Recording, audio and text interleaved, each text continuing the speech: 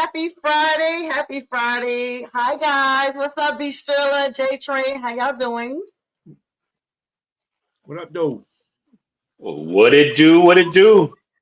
All right. So for our new viewers, because I know we have some, let me go ahead and get everybody acclimated. Shout out to Pink Panther for the promos all day that she's been giving out. And shout out to all of y'all and B. Strilla for that hype up video. I hope everybody's doing great today. On November 14th, we're celebrating vets all month. So shout out to JTrain and BA right here, the vets extraordinaire, Navy and Army in the house. I hope you all got a chance to grab some of your freebies of appreciation this week, gentlemen. Nah, for me, I don't really buy into it too much because I mean, it's free, but man, it's at age 50, it ain't free. It's adding all kind of stuff on cholesterol, Right. it's love handles, everything else. So All right. So listen, if you guys have not been following too much, we have a little issue with Facebook. By the way, Pink, we tried to connect to your page. It did not connect now, so it's a whole lot of stuff going on. So just make sure you guys follow us on YouTube, Prim and Proper Sports. Thank you, everybody, for hopping over there. What's up, Yenzer? I'm so glad to know that you are joining us today, as always. And yeah, so anyway, let's get started. JTrain, this is our first time being together since the Panthers. I'll go ahead and put that out there. The Panthers lost to you guys. Congratulations. This is your applause, a tiny congrats for your win 17-7 on Sunday. Literally shut down our offense and our defense with Tyler Shuck. Talk about that game a little bit there. That was in Carolina. well, let's not get it twisted. We're still the Aints. We are 2-8. We're still the Aints. We just ain't lose to the Carolina Panthers. That's okay. But But I mean, I would say I I will just I say thank you for the applause, B. Appreciate it. Uh, get this is some. the coming out party for Tyler Shuck. He's the 40th overall pick, and he's gonna have an easy way. I mean, look, we are priming ourselves to be in the top five pick for 2026 draft. And what you want to see from him is just you want to see if he can play ball to where you don't have to draft a quarterback in that range, and you can get a premier player to either help him at wide receiver, which we need, or defensive end, edge rusher, which we need, any other position outside of quarterback, which we need. So I just think that it was while you saw great play from him, let's just keep it mild and hope for the best and hope because he showed some good stuff. He showed some rookie stuff too as well. But man, I mean that one particular play where it looked like he was about to get sacked, and he maneuvered through the offensive line, defensive line coming at him, and he threw that left 15-yard pass to Jawan Johnson that went for about 52 yards. That was impressive for a rookie. I mean, mind you, anyone that knows he's a rookie out there that doesn't know much about Tyler Shuck, he played at Louisville. He got drafted 40th overall. He's 27 or 26, going on 27. And he played 7 years in college. So he's a rookie, but he doesn't play like a rookie. He's got a little bit more poise, a little bit of experience. He can play under center. So we play the Falcons. We got a bye this week, and we play the Falcons next week after you and the Panthers go beat them Falcons down. yeah, speaking of, I talked to Kevin earlier. Kevin is probably watching us. What's up, Kevin? He worked all day today. I mean, all of us did. Let's be clear, unless been a student or what have you. But he couldn't be on. And I'm gonna be honest. Of course, we'll talk about those Week 11 games that are coming up here shortly. B, how are you feeling about your game here? The Lions had an outstanding. I mean, I'm talking about prideful, no pun intended, the Lions' pride against the Washington Commanders, doubled them 44-22. I mean, without Jaden Daniels and Terry, Scary Terry, whatever you guys call him, I mean, that was kind of a given, or was it? I mean, the Lions are now ranked number one and actually tied with the New England Patriots for the number one position, both of them AFC and NFC teams. You guys are running here strong in this new season. Yeah. I didn't see the number one thing. We aren't literally number one. That would be Seattle, and the Rams are basically 1 and 2 as far as the seeding goes, and then it's Philadelphia. But yeah, I'm not feeling bad about the offense going into Philadelphia, but the defense is going to be shaky because we don't have don't have Terrion Arnold and Kirby, two of our secondary guys, and now we don't have Sam Laporta. Sam Laporta, the tight end, is out Oh, also in wow. this game. So, but I'm still not worried about the offense. The offense, it clicks. It don't matter who they got in there. As long as the play calling is good and the offensive line can block, I'm not worried about the offense. I'm not worried about the offense.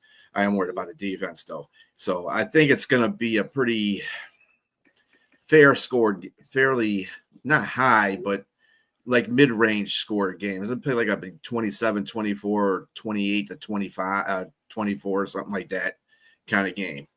So it'll be a good game, though. It'll be one of the good games of this weekend. Well, I guess I was going off of your chat where you said you guys were number one. So, everybody knows I've been kind of out of the loop with standings this season because I had other stuff going on. So I was going off of, your self-professed number one. But I guess you're talking about for the NFC North, correct?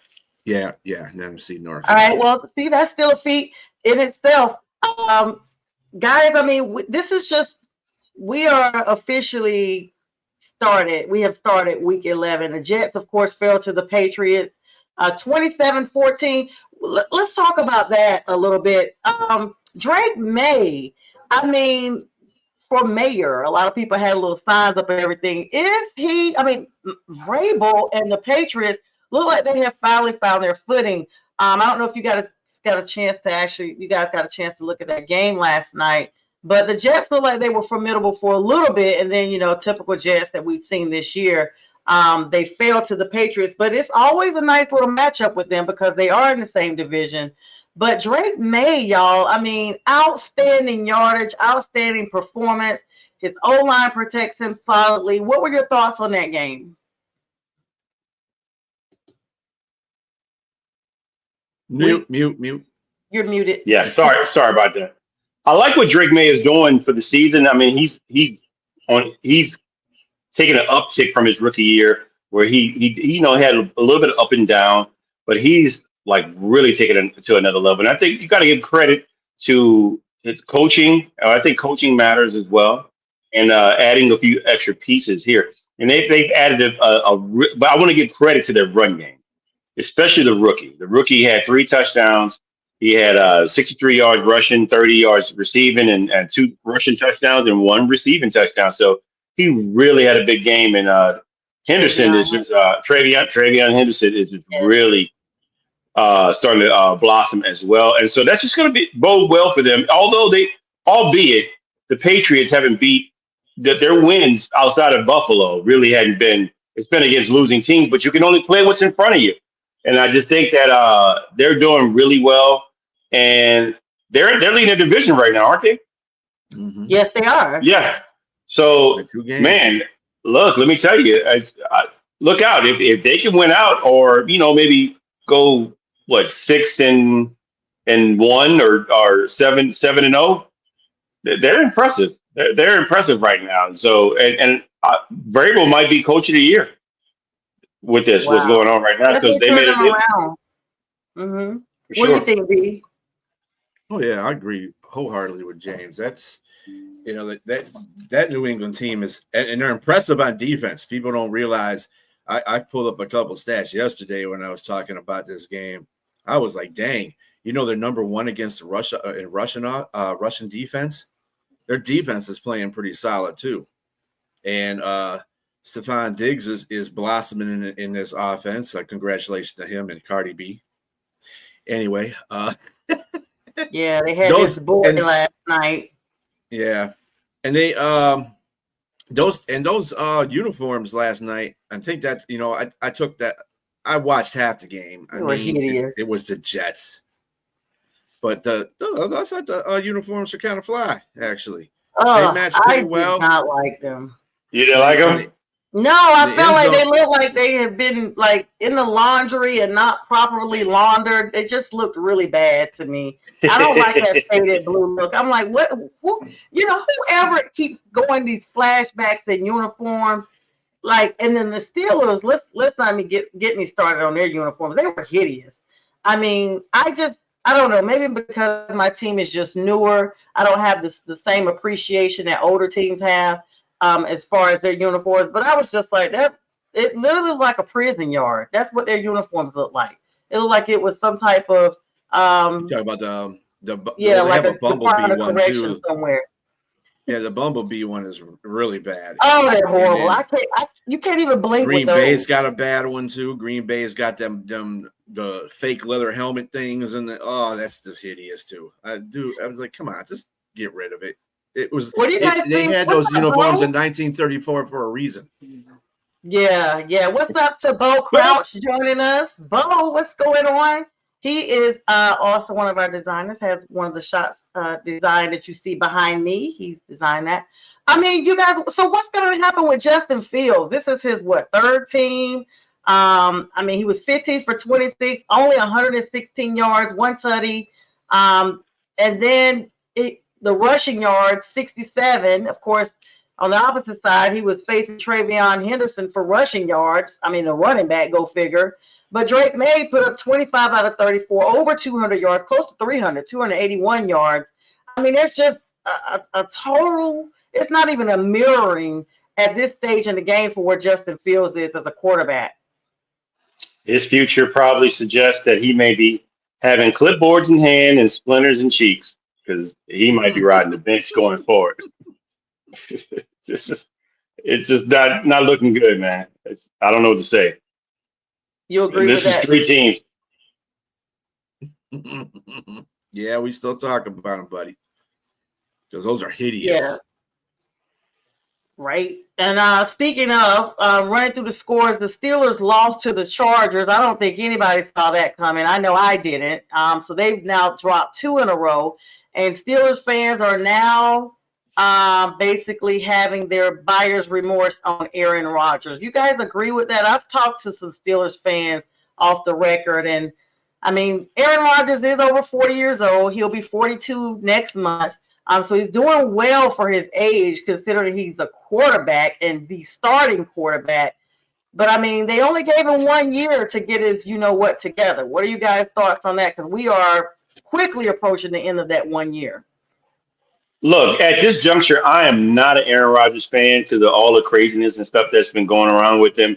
But with that said, this is the same thing, the same issues that we saw with Russell Wilson last year. I mean, they were doing great at the beginning to mid-season, but then they start falling off the wagon. And it wasn't all on Russ. People want to blame Russ for it. Yes, he has some of his blame in it, but you got to blame the whole team. And I see some of the same things that happened with them. They didn't really address anything. They at least then they had a couple of receivers, and now you only have really just one, and he pretty much is a one trick pony. So I think Yeah. teams are knowing who they are. They they can shut down. If you shut down one wide receiver, you don't have really a run game. You got a decent defense, but they can only be on the field so long. I just think that they're up. You know what, creek without a paddle. Yeah. B, do you agree? I mean, it was all good just a week ago, but let's be clear, a lot of Steelers fans were not really buying into Rodgers from the onset. He had this long holdout, this whole big production with Pat McAfee making it, an official supposedly announcement that really wasn't. Them locking down YouTube for hours on end, only for there to be nothing. Like, this is just really, it kind of got a little bit better with Aaron Rodgers. I wasn't a fan, but I felt like things had settled down. But then now I don't. What are your thoughts on that? Let's.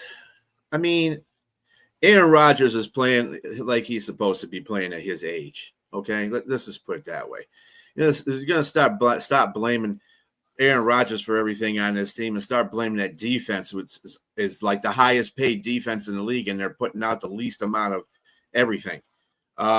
They show up one game. It looks like every 3 games they show up. So Mm-hmm. as a defense, it's just It's horrible, and it shouldn't be horrible. There's something, and that's bad for Mike Tomlin. If I was in ownership, and I know Pittsburgh likes to hold on to their own, their coaches for a while, their head coaches, but you're a defensive-minded head coach, and your defense is just hideous, and there's no call for that. For everything that team was, that was a calling card for Mike Tomlin, because he's a defensive-minded coach, and their defense has been, extraordinary. Probably like 3 years ago, that's probably when you seen the best of that defense, but it's been going downhill ever since. You can blame a lot of stuff on Aaron Rodgers, but like James said, it's the whole team. That defense is just bad, and it shouldn't be. The one silver lining for them is that, I'm sorry, sis. Let me just say this now. I'll let you go. The one silver lining for them is that the whole division is not great. So there's an opportunity to right the ship a little bit. And, it's going to be tight. But between Baltimore trying to come up, and right their wrongs that they had, early on in the season, who knows? I think it might be a cross between three teams. We're talking, it could be four. Everybody might be in a mix. Cleveland might even be in a mix. I don't think so, but definitely Cincinnati and Baltimore and the Steelers are going to be in a mix for AFC North champions. So we'll see. Yeah, I agree with that. I do want to talk about another team real quick before we start going into week 11 here. Well, we already started week 11. The Tampa Bay Buccaneers lost a close one to the New England Patriots, who we've talked about them being at the top of the AFC. And they're getting Bucky Irving back this week. He's been practicing and what have you. I think he's supposed to be fully cleared. He was practicing. He's not cleared. He's out. He's out. Yeah. So this is the thing. Okay. So to that point, we had a show last week. All three of us were on here. And we've seen players that are supposed to be fully available because they're practicing. And then here you are. It's now Friday, the weekend of the game. And, oh, never mind. I guess they go out there and test their injury and see it's really not healed like they thought. Will him not being there continue to affect the Bucs? I mean, they seem to have their backup folks in place. Baker Mayfield got 273 yards against the Patriots on Sunday, 28 for 43 with no problems. He's just moved Sean Tucker up into place. 9 carries, 53 yards, and then Emeka Egbuka has also been another person that has filled in the gap on there. And that's why I say I feel like Tampa already has their people in place. Like they still are going to continue to be probably at the top of the division, depending on how this Falcons-Panthers game turns out. I kind of fingers crossed, because it is predicted that the Bucs may lose this next one against the Bills, depending on which Bills we get, because the Bills that trolloped the Panthers was the vicious Bills. Then you saw them get literally done the exact same way by the Miami Dolphins. Tua Tagovailoa and them really put the waves on them. And this game is in Buffalo. So you would think that maybe the Bucs may get upset on this one, and perhaps the Panthers can win. What's up, Pink Fanfare? ATL takeover shit. The A is gonna be blue tomorrow. And so if they could win, if they could lose and we could win, the roles will reverse in the South. Even though we had this loss of the Saints here, JTrain. Are you guys particularly concerned at all about Tampa Bay, considering they continue to be plagued with these injuries? You want to go, B? Right now, Tampa Bay is probably healthy. They're the best team in that division. But with all the injuries that are taking place, it's that division is starting to remind me how the AFC North is going right now. Anybody can win a division right now. I mean, hell, even the Saints could if they go on a run. Yeah. We're gonna get there, because me and Kevin talked about that. JTrain, we're gonna get there. I hate to see it. Yeah, it's just it's still a lot of football these left. teams all the teams in that division, well, besides the Saints, because we know kind of what they are, but the Atlanta, Carolina, and Tampa Bay are Jekyll Hyde teams. They'll come out and play one game more good, and the next game they'll play like ass. I'm sorry. It's Atlanta's the other team that does that. Between Atlanta, I don't know which team is going to show up on Sunday out of those three. At least New Orleans Saints. They got their they're on a track. It's not always on the track, but they're on a bye week this week, so they're going to get some rest before they take on the Falcons, which is going to make them. And let me just tell you real quick, B. I'm sorry, I just got to plug this in. Today I did some research while I was on the phone with Kevin about why is there such. I asked him this question. I said, the Falcons are playing the Panthers, and I like to think the Falcons are rivals, but I've asked so many Falcon fans, and they don't consider the Panthers a rival. They legit don't. And I'm like, well, I'll see 85 rivalry because Charlotte's the north of 85, and Atlanta's kind of not the south, but southern of 85. And they're like, yeah, no, it's just not the same. And so I decided to do my research because y'all know I like to read up on stuff and find out what's what. And I was like, well, maybe it's because, when New Orleans had Katrina, unfortunately, a lot of people had to relocate to Atlanta, but it's not that's just a tiny, tiny portion of it. These teams came into the league around the same time. Atlanta got the go ahead in 1965. They started their first games in 1966. The Saints started the fall of 1966 with the go ahead to join the NFL in 1967. And both of these teams, y'all, no lie, 55 and 55 is their record. They are dead even with the games they've won and lost against each other. Atlanta owns one tiebreaker. They've only seen each other one time in the finals, and Atlanta owns just that one. But other than that, it is 55-55. It's like tit for tat every game. So they are super competitive. They're the only two teams in the league that have that close of a record, and they're the only two teams from the southern part of the NFL region that have that type of rivalry, and it is justified. So, JTrain, I gotta get your talk because this is your team, and I'm gonna be honest, I'm proud right now of the Saints. I mean, I did not know. You could probably see the hypeness. I'm so happy that somebody's giving it to these freaking Falcons. I did not know that it was that close of a. It's just back and forth. Yeah, you got it. I mean, the Falcons owned us mostly in the 80s and the early 90s, the Dion, the too legit to quit era. When they were around that time, Jerry Curl dudes and everything. Yeah, come on, Hammer hanging around. Yeah, they were legit. They were legit. And it was just a real good. It was a bad time for us because this is during the time when we were wearing the brown paper bags. But but then along after Hurricane Katrina, along comes Sean Payton and Drew Brees, and that is when things turned around. And as a matter of fact, the first game we played, it was the block by what's his name? He's got AL. Yeah, he's got the statue. He's got a statue. Mm-hmm. Yeah, but he didn't pass yet. He hasn't passed yet. Oh, he hasn't? I thought he did. No, he's just really not in a good way. Yeah. Maybe he did. I could be wrong, but we're talking about what's his name? I can't even think of the guy's name. I'll find out. Yeah. But that was the game that was the first game in the Dome, and we beat the Falcons. And then you just see it just started an avalanche of wins. Of course, Steve Gleason. Yes. Steve he started I started avalanche of wins, and of course, we owned the Tampa Bay.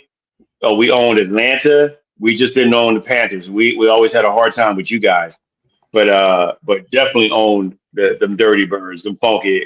We had gumbo, and the Falcons were the main ingredient. So it was pretty much. That just shows how much you guys had to rally back, though, too, because that means if you were down for 2 decades, 80s and 90s, with that whole Jerry Curl, too legit to quit, gold chains, and fast cars down here in Atlanta. I remember prime time, that's put them on the map, whatever.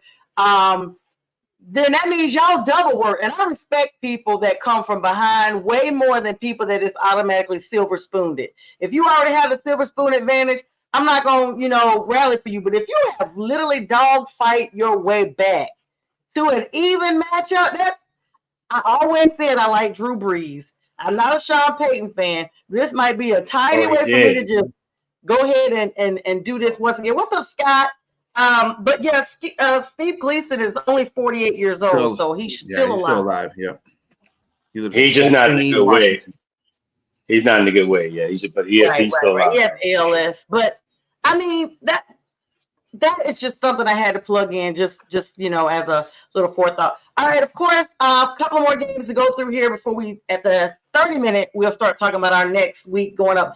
The Bears took care of the Giants.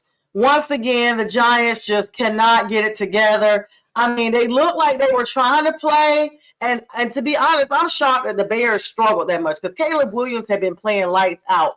But this game not only ended in a horrible 24-20 loss for the Giants, who have now only won 2 games. One of them against the Saints. I don't even remember who the other one was. But No, they No, won. no, They hold won on. They against lost the against the Saints. Chargers. They beat the correction. Chargers and they beat the Eagles. Correction. Yes. I knew they played, out of all of us, they played the Saints. Yes, and that was a shock. I don't know how they beat the Eagles. That was their heightened. They are 2-8, y'all. They fired Brian Daboll.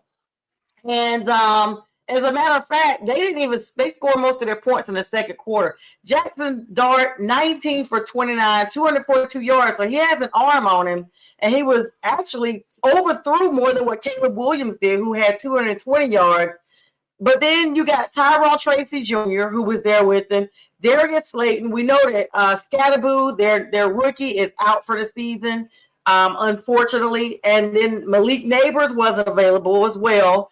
But then the Bears just edged this one out. Like whenever there's a call that comes down like that, especially like with Roma Duze and all the weapons that they had, that is just being outcoached. Chicago goes on to being 6-3, very competitive in the NFC North. I'm sorry, B, but they are. They look way better than they did the previous 2 years. Who do you guys think that the Giants can get to fill this slot?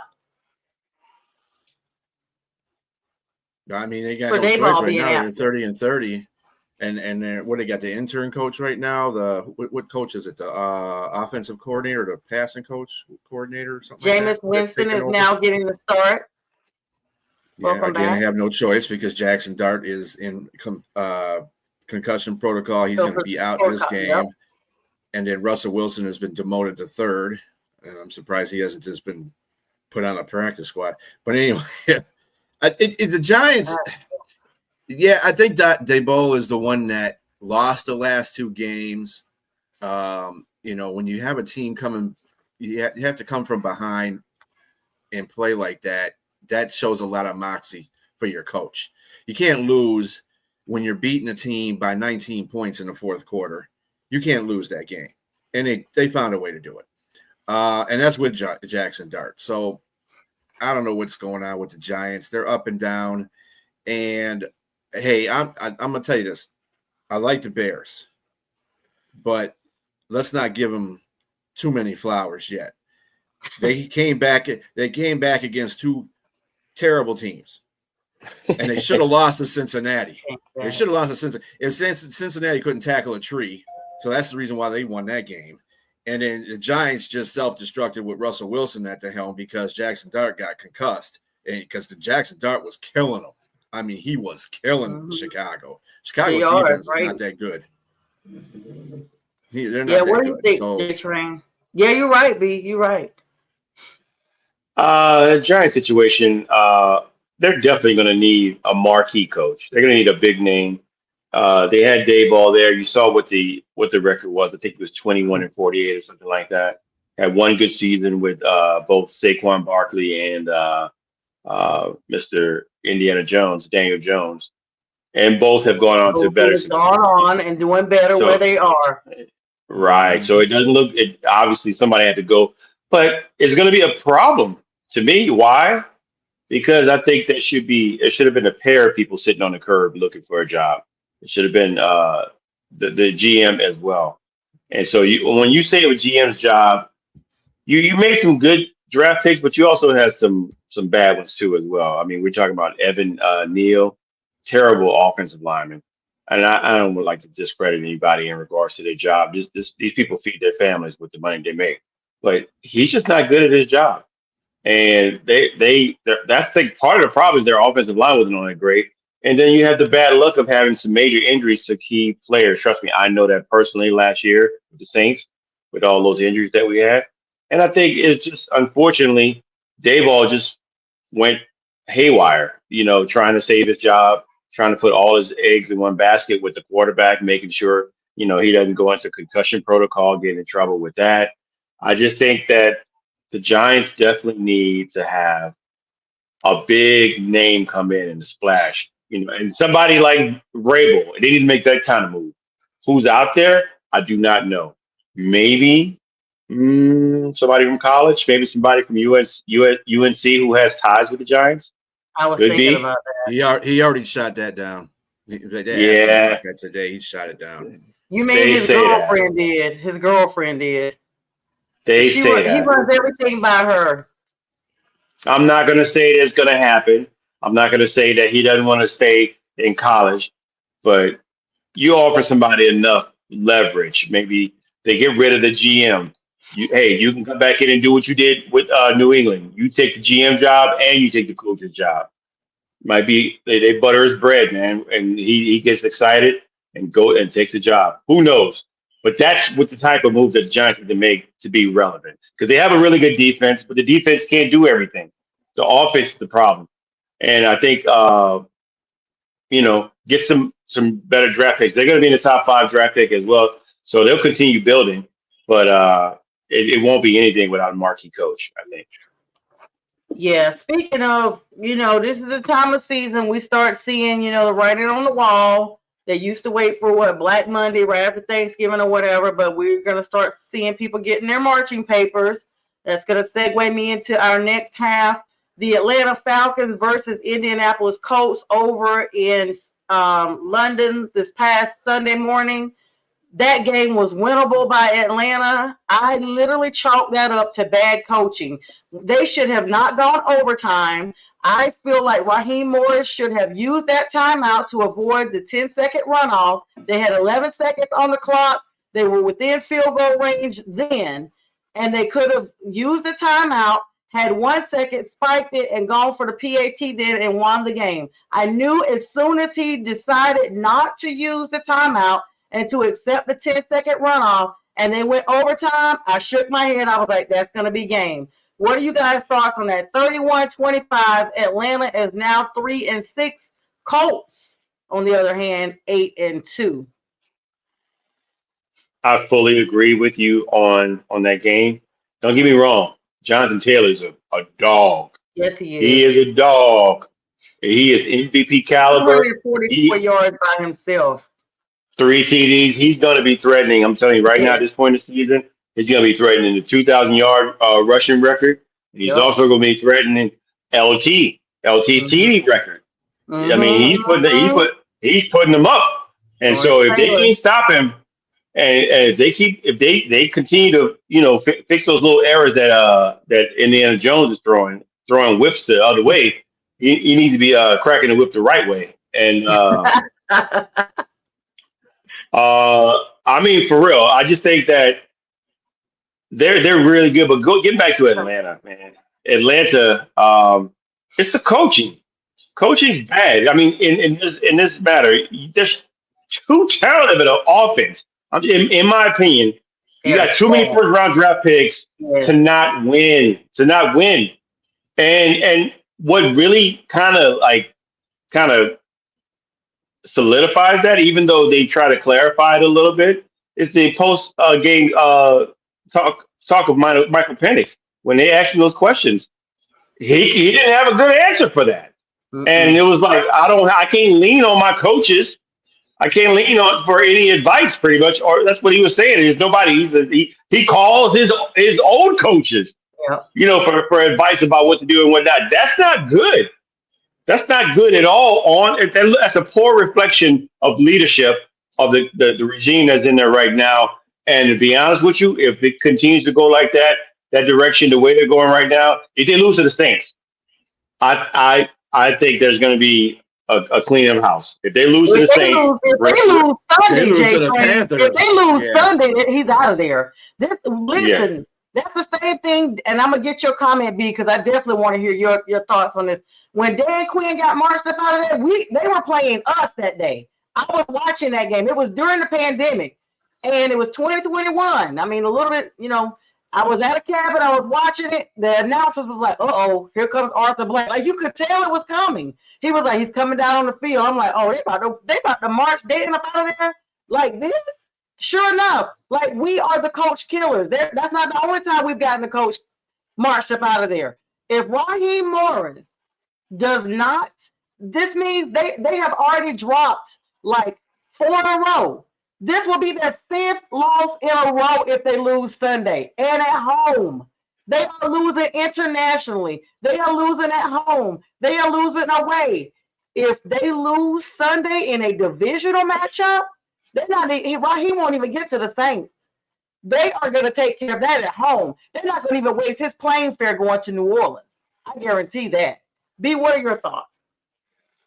Yeah. You said you had a little bit of a conversation with Kevo. Did he try to make excuses for the team, or did he acknowledge the fact that they need to change the coach? Because he's been talking like the coach isn't the problem, and that is BS. Yeah, excuse me. I agree. Like JTrain said, they are stacked offensively. There is no reason why Bijan Robinson should have had 17 carries and only 84 yards. 17 times he was hit. Jonathan Taylor on the other side of that, 32 carries, double the amount, and literally almost triple the yards, 244 yards. More than Bijan. They shut him down. and 3 TDs. London. Yes, and 3 TDs. Drake London had 1 touchdown. Michael Penix had to get his own touchdown. Drake London was targeted 6 times, only 104 yards. And my biggest thing, like I said, is that timeout. But Campbell said, to his credit, I can kind of think a little bit about that they feel like this is one of these things, because right now, 980 The Fan, the Atlanta Sports Channel, is talking about it. They want him out of there. As soon as that Indianapolis game had ended, the chatter had begun. Falcon fans are wanting him out. Falcon people all around the town are talking about wanting him out. And my whole thing is, when you get the media involved, the ownership will listen. Sometimes that's the catalyst that it takes to get somebody out. And I guarantee you, we're sitting here now, you can snapshot whatever this conversation. If the Panthers win on Sunday, we will be talking about how Raheem got marched up out of there the next time we all meet. But Kevin says he thinks that they don't want to give him a break because he's a black coach. That he's not, he admits that there is some issues, but he feels like it could kind of work itself out because Raheem hasn't been there long enough. Raheem has been there before. Yeah. You are too talented. I can see if he didn't have the talent to say, yes, that would save his job. But you got first round draft pick wide receiver, first round draft pick quarterback, first round draft pick running back, first round draft pick tight end. You can't ask for more than that. Come on, the offensive side. He's got yes, picks on the defensive side too. Come on, man. Come on. Yeah, you're a defensive coach. First round draft pick bookends. You got first round draft pick cornerback. You got a first round draft pick. Anybody else on defense? No, I think that's it. Yeah, but either way, that's it. I mean, I was about to keep going. But with that said, if he loses, or if the Atlanta Falcons lose to the Carolina Panthers, and Raheem Morris finds the exit, does Zach Robinson follow him, or does he take over as interim and the offense runs through him and the coaching runs through him? Because he's his guy. He picked him, handpicked him out of Atlanta. I mean, he came from there. If he handpicked them, they both have to go. That's what I think too. In Carolina, when they got rid of Ron Rivera, they decided they want to start next. It was Cam. Cam came out like, hey, Don't come out and say this was amicable that I left on my own. You guys forced us out. And eventually, when David Tepper took over the team, they kept letting people go until nobody was left from the Ron Rivera era. The Falcons are cooked. Or do you think they're cooked? Okay, so B, did you have a closing comment on that part before we start talking about game predictions?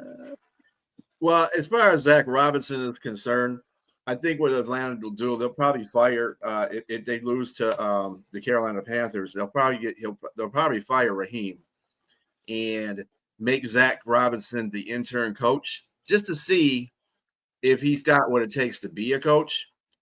And if he doesn't, then they're going to go the old-fashioned route, and at the end of the year, they're going to get rid of him and find a coach for the team. But I don't think Raheem's going to last more than a couple of games. I just don't see it. Yeah, Falcon fans, I just saw you guys approved the post to be shared to your group. Please weigh in on this conversation. You guys are playing the Atlanta's playing the Carolina Panthers on Sunday. Big divisional matchup, not only from the standpoint of you guys got to try to come back from 3-6, like you're well below 500 at this point, but Carolina is on track to possibly be competitive for the top of the division. You know you don't want them or the Saints in that number one position. Everybody can kind of agree that Tampa Bay is kind of an afterthought. Like they're there, but we just out of sight, out of mind. I don't know. We don't have a lot of people from Tampa Bay that live in Atlanta. We do have a lot of people from Charlotte that live in Atlanta. We have a lot of New Orleans people that live in Atlanta. And I think just the three of us in ourselves kind of have a little competitiveness, over it. But I really agree with this. And so that leads me to my next segue where we start talking about week number 11. We will start off with the Falcons and Panthers game. Because I'm already partial and y'all know that, I'll get your comments on this game coming up. Bryce Young, third year at our quarterback, has had still some up and downs. We've seen him look good sometimes, and we're rah, rah, rah. That's our quarterback. But then it's not that Bryce looks bad, but his O-line does not protect him. Or we see the pockets collapse, which is the same thing. Or the defense, minus J.C. Horn's explosive plays, they are stagnant. And Rico Dowdle was silenced by the Saints. Going into that for this upcoming game on Sunday in Atlanta, what are you guys' thoughts on that? It's a good question because do the Falcons figure out a way to win? Because when I say that, I say that because they definitely are. Their backs are against the wall. I mean, like I said, that post game conference just happened last week, and it was weird, kind of weird that how the guy answered Michael Penix, and so going up against the fact, like you said, the Saints were able to neutralize somewhat Rico Dowdle, but do they have the Panthers have it in them to say no? We're going to come back, we're going to bounce back, and the quarterback. I think everything is going to be predicated on how Bryce Young plays. He's got to bounce back. Yeah, I saw his post game interview after that game, and you could see he has fire in him. He has a lot of fire in him, and he answered the questions, but virtually he said, "I got to be better. I got to be better. We got to be better." He takes on. Yes, and so he's got to do that. Now, mind you, the coach got to figure out a way to get a 5'10" quarterback to be able to roll out like he normally does, and find to find his weapons versus staying in the pocket. He can't do that, and the run game's got to continue to progress. That helps the quarterback. It helps any quarterback, but it'll definitely help him because he was been in the funk. So, do I think they go into Atlanta and win this game? Yes, I do. I think their run game bounces back. I think the Falcons are with what they have right now is better a bit of a train wreck. And again, I'm just Pandora's box got open when Michael Penix answered that question the way he did. But like I said, they tried to change it, and he declined to emphasize what he meant. But Raheem Morris came in and tried to spice it up. And clean it up a little bit. But I really think there's something there. And so because I'm not saying he was drunk, but a drunk man tells no lies. I'm just saying he told what was on his heart. And that I think that was the problem. He told the truth. He shouldn't have told the truth there right in front of the media. And there lies the problem. And I think there's internal issues there. And that's why, because a team like this doesn't make any sense to be that talented and be as streaky as they are. But I got the Panthers going in Atlanta winning that game, Sonya. I'm giving you that win. What's the score prediction? I say maybe 30-20 or somewhere around there. Okay, so you do know if we go in and win, it means we sweep them this year. The last time we swept the Falcons was in 2014, if I'm remembering correctly. They've swept us a couple times, but that's the first time. It's usually a split with them. So you still agree with that? Yeah, I still do, because I just think there's some internal dysfunction going on in there. Okay. And that's the problem. I hope you're right. B, your thoughts? Well, I picked the Falcons to win because they're at home. Had it been in Carolina, but it's already been in Carolina, I would have definitely picked Carolina. I just think that Atlanta, if they don't win this game, this is the reason why I think they should win this game. If they don't win this game, they're ass out. They are. They're through. They're through. Raheem Morris is gone. That's it. The players got to play for something. They're professionals. They got to be out there playing that game. They have the talent on both offense and defense. They can win games. At one point in the season, too, they were like in top 5 in defense in every category, just about. Now, how are you top 5 in defense and you're 3-6? I don't understand that kind of stuff.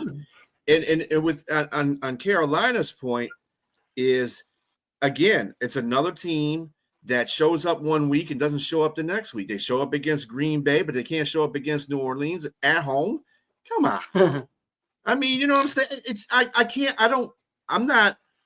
I'm having brain function problems with these two teams. I really am. I mean, I wouldn't be surprised. Hey, I wouldn't be surprised if Carolina wins, but I think more of the onus for a win is on Atlanta's side. They need that game. If they don't win that game, it's over for them. It is. It's over.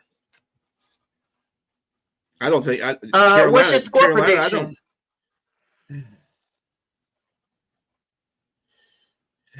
That's the other thing about Atlanta too. Their kickers. They would have just kept. Young Ho. They would have been much fine. Of course, Justin Tucker is out there. They can go get him. Yep. Just finished his 10-game suspension. Atlanta, he's available to be signed. Forgot to plug that in. I mean, congrats for him getting off that. He might have to deal with his off-field issues, but hey, that dude is money when he kicks. Well, he used to be money when he kicks. He might have some stuff here in Atlanta. They got all these clubs down here for him to help him out. So, he might be okay here. What's your score prediction? It's a field goal. Like I said, either way, I think it's like around mid-20s, 20-17, 21 to 18, or 21-20 or something like that. It's going to be a field goal that wins the game. And like I said, I'm picking Atlanta, but because it's in Atlanta, but it could go. Carolina could win this game too. So we are 9. We are 9-22 on the road against Atlanta, which means we've lost 22 games in Atlanta. They've won 9 in Atlanta. I pulled all the stats before we hopped on. Excuse me. Even the season we were undefeated, our only loss came in Atlanta. For the entire season, that was the perfect season, and it was towards the end of the season. I'm still scarred by that. But because I am a fan, This is different. The Falcons don't look like they're supposed to be. Well, y'all know I'm a roll with the Panthers regardless. And even if I saw the scoreboard, I'm still gonna, to the very last second, if we were down 50 points, I'm gonna still say we're gonna win. So I'm gonna say the Panthers are gonna win. I will agree with B, though. It will be close because it always is. And every time I've seen it in Atlanta, it's always close in Atlanta. It's hardly ever close in Charlotte. It's always every time it's close in Atlanta, like less than a touchdown close every single time. So I feel like As the you should. Panthers are going to win. It's probably going to be like, at this point, I'm probably going to say like maybe 23-17, still a touchdown or something like that. Somebody's going to miss an extra point. We already know. That's why I said 6 points. I'm going to give it 6 points, and I'm going to go with the Panthers. I do not want it to come down to a field goal, and I have not decided if I'm even going to that game. And I'm normally there every year, but this year, I don't know who I would go with. Kevin, if he decides to let me have his extra ticket, I'll go with Kevin and we'll be side by side. But he's already told me it's a conundrum of bird nesters there. So, I mean, I'm always surrounded by them when I go anywhere. I don't ever do research on the seats. But I'm going to pick that we're going to win. Let's talk about the Saints are on a bye this weekend. I'm getting ready for the Falcons. Good luck to you guys on the following week when you all play them. That'll be the Sunday of Thanksgiving week kicking off. We are running through November rapidly. But the Lions and Eagles, everybody and their mama is talking about that game. They have the big display on Sunday night at 8:20. But I'm going to be honest, B. I'm going to give you my plug. I think the Lions are going to wrangle the Eagles because this is not the same Eagles we have seen last season. But they may try to stand up. This game is in Philly. Sunday night, 8:20, NBC Peacock. Your thoughts? I'm gonna get JTrain's thoughts first, B, because I see the little look of defeat there that you may not be 1,000% certain. I want to see certainty. I want to see yes, divide and conquer. Go ahead, JTrain. I think the Lions are going to be the Eagles, and I think here's why. I think just as we spoke about the Falcons having some dysfunction within the organization, there's definitely some brewing of dysfunction as well within the Eagles nest. I just think that AJ Brown is really he needs to keep his mouth shut in the media. He's also saying things as well regarding wanting to get his stats and everything else. Shut that up, man. Nobody wants to hear that. You're winning. You guys, what, 6-2? I think they're 6-2. 7-2. Yes, 7-2, man. I mean, and he's on media talking about he after 2 hours after the Super Bowl or 2 days or something after the Super Bowl, he it went away, the feeling of it. And no, you know how long, like B, y'all never been to the Super. Nobody want to hear that. Man, Right. you gotta shut up, I dude. saw those comments. I was like, is this really for real? He's talking about if you got me on your fantasy, drop me. I was like, is he okay? Like mentally, is he okay for real? Like we have to check in on that kind of thing in this day and age. Look, I get it, man. You don't have your stats. You want your stats, but you don't say this stuff out loud. That's so degrading to Yeah. your team, and it's so Yeah. disrespectful to other teams that have never been in your position. Guys that wish they could be in your position, and you're just like, man, and you have the opportunity to say, fine, I'm a player. This is the typical diva mentality, but it's to the umpteenth degree. And I don't want to put Gen Zs in these stereotypes, but man, come on. I've never seen or heard this. I know T.O. was pretty bad with some of the things he said, but I love me some me, but this dude really love him some him. And it's just you got to really be quiet about these types of things, man, because that could tear away the fabric of your team as a tightly knit unit. And I just don't understand that. I don't get that. Coach needs to nip that in the bud. Right. And I love that. Pink says she agrees on that. And that's a discipline issue. B, your thoughts on all of that.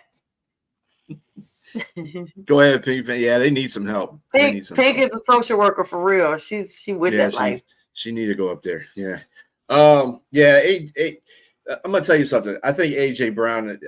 I think he's checked out. I really do, and that's not gonna bode well in this game either. My compadre Nate said he's gonna have a heck of a game because the secondary is not gonna be there. I said, first of all, when he did that the last time, guess who didn't throw to him? Hurts. He wasn't throwing to him at all. He said, all right, fine. You want to talk stuff? Okay. You ain't getting the ball at all then, buddy. Yep. And I'm more worried about Devontae Smith than I'm worried about him. I'm worried about Goddard more than I'm worried about him, defensively. So, I mean, Sirianni needs to nick that in the butt. They should have traded him or whatever the case may be. Something needed to happen with him. Bench him, sit him down, do something. Dude, you just won a Super Bowl. You didn't particularly have a lot of catches last year because your running back was doing all the hard work. And you were successful at that. You went to the Super Bowl. And then that's when you guys shined because Kansas City found a way to stop Saquon. So then you guys got open and Hurts was out there balling. So you're going to be there for a purpose. If somebody stops a certain aspect of your offense, which is a lot of people have stopped it this year. I mean, they're 7-2, but you got to look at some of these games that they barely won some of these games. I mean, the Green Bay game, they basically gave that away and they still won that game. They got to play better, offensively and defensively. They're ranked low in both categories right now. And that's why I say I'm not worried about the Lions offense because the Lions offense is like, top 5, top 10 in most of the categories. So I'm not worried about the offense. And Dan has decided he's going to take over the play calling until Morton gets more settled in. So he understands the players. Morton's not a bad offensive coordinator. The thing is, if you don't know your players, Ben came up with all these players. So he just was a natural fit. So when he was calling plays, he understood what these players are about. Morton has been away from this team for a couple of years, so he doesn't know the players. And this is what Dan is trying to do. He's trying to get him incorporated into the plays. But anyway, so he's going to be calling the plays. And you see what they did to Washington. Okay, I know it was Washington, and they had a whole bunch of injuries. And Washington showed all kinds of frustration too. So that was the other part of it. I just don't have a problem with their offense.